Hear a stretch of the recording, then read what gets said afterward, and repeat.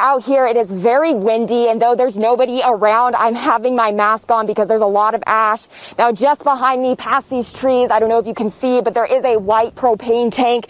That is once where a house stood. It has been destroyed in the fire overnight. The KCSO still needs help from the community. There was a lot of people here who saw what happened, a lot of potential witnesses, but not a lot of people coming forward to report what happened. That's right, I'm here at the mass vaccination site at CSUB, where the governor made a surprise visit. We learned just earlier this afternoon that he was going to be stopping by, so we got over here. He actually got to check out the site here, take a tour of it, and he really liked what he saw. He was very impressed by the setup we have here, and we don't know a lot about what happened, but we do know this: a car was driving eastbound on Ming when it veered right and actually crashed into a utility pole, and the crash was so bad it nearly severed the car in half, and the wreckage is gone, but what does remain is a memorial for those who were lost. The Bakersfield Commons project was proposed a long time ago with the goal of developing the land off of Coffee and Brimhall roads into a mixed-use community.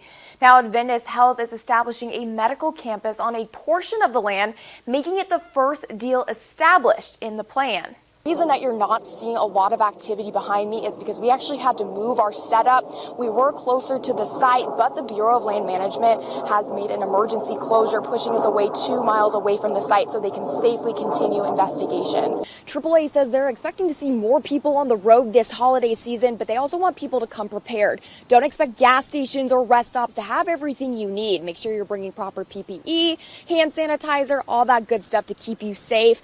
Among other updates he gave, the state is getting more vaccines, a little over 2 million starting next week, and starting next week as well, we could be seeing some major updates to our tier system.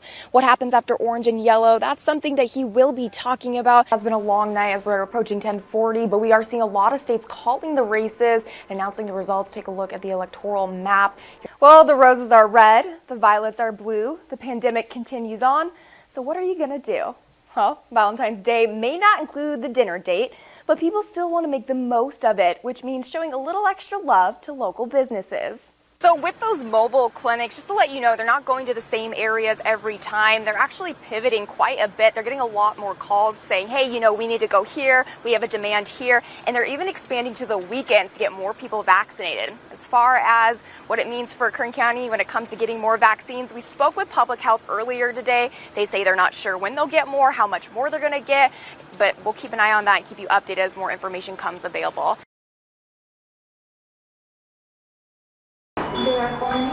Lovers may be opting out of the Valentine's date night and going for something more pandemic friendly. But with COVID and, restaurants trickling in, opening and things like that, we're kind of a gift that is something that people can actually give to someone they love. Log Cabin Florist is getting a lot of love this year with more people going for the timeless gift. So it's red and it's roses. So the red rose, we have all different other items that you can give, but hands down it's the red roses. When the Heart Holiday falls on a Sunday, sales typically go down 20% for the flower shop. However, with what we saw from the end of last year and the start of this year, sales being up quite a bit, I didn't plan for the 20% down. I planned the other way. Nearly 3 in 4 people feel it's important to celebrate the Day of Love this year in light of the pandemic. However, when it comes to gifts, people are heading online versus shopping locally. Business has slowed down for Aunt May's Sweet Tooth, but it's picking up as we get closer to February 14th. Get all women coming in. I noticed this, but we don't have any men coming in. So I don't know if they don't know about us, but we've got plenty of stuff for ladies in here. From the new bacon toffee to toffee fudge, the sweet shop has you covered for the big day. However, you can't go wrong with the classics. Our #1 seller is the milk chocolate. That's the traditional toffee that Aunt May used to make. And then the dark chocolate, and then we sell a ton of these Rice Krispie treats, believe it or not.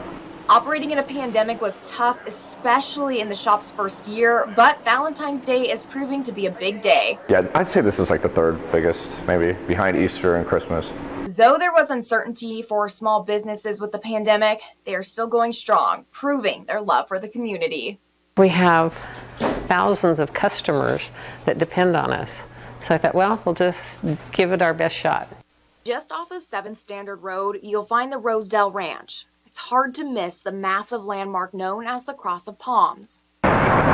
The trees were planted in the late 1800s by the Kern County Land Company to attract English settlers. Now, the property is in the hands of the Gardner family, with Keith Gardner the proud owner. It was my job as a kid was to pick up the palm fronds that fell on the ground, and I had to pick them up and keep them out of our cotton fields and our alfalfa fields. Now he's doing all he can to keep the palms standing tall. Probably for the last 20 years, I've been in disputes with PG&E, who comes out every 6 months and want to trim, or lately they've just cutting the trees down. Gardner says he's paid thousands in legal bills and has tried to reason with the company, but both sides haven't found common ground. I'll pay for the removal of the lines, but I'd like to be credited back for that over in my PG&E bills over time, but they've said no to that. PG&E did provide us a statement saying that this is part of a vegetation safety issue and that, quote, "We understand the landowner does not want the trees removed.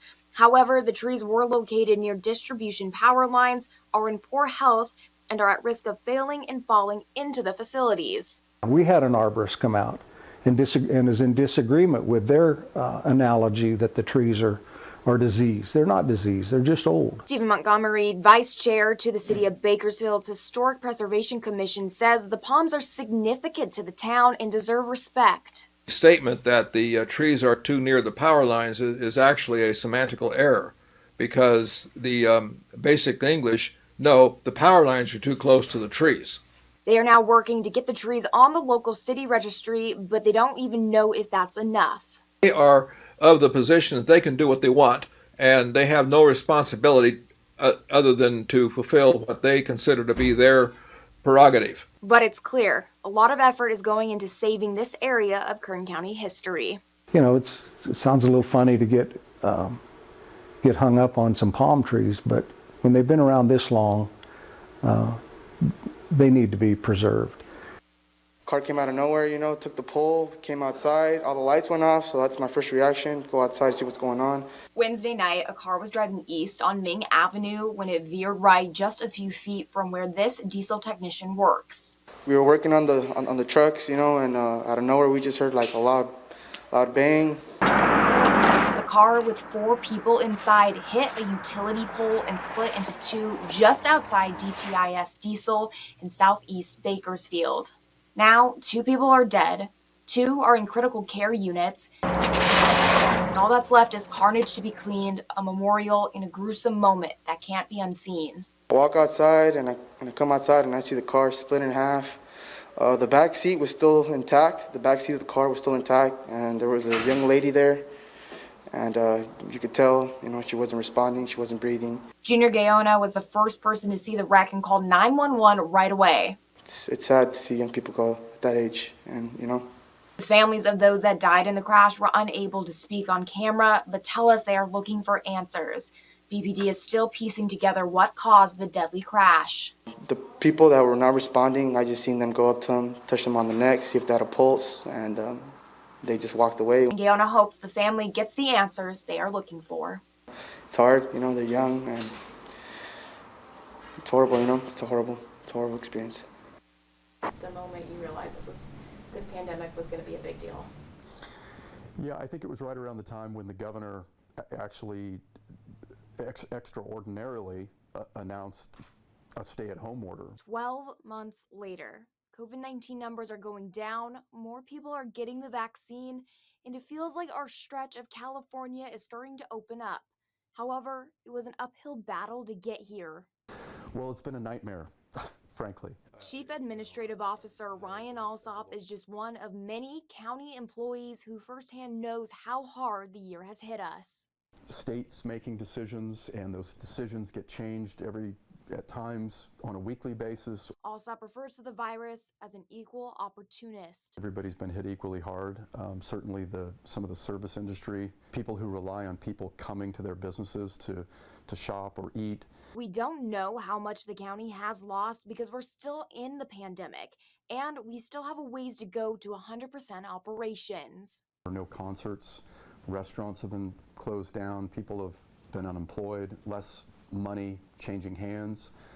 throughout the pandemic, which results in less economic activity. Looking back on the year, Alsop feels that the county handled the pandemic the best they could. One thing is certain, that this last 12 months, I think, has permanently changed us here in Kern County, and certainly really everybody, how we're going to go about our lives going forward. Erin Roney, Eyewitness News.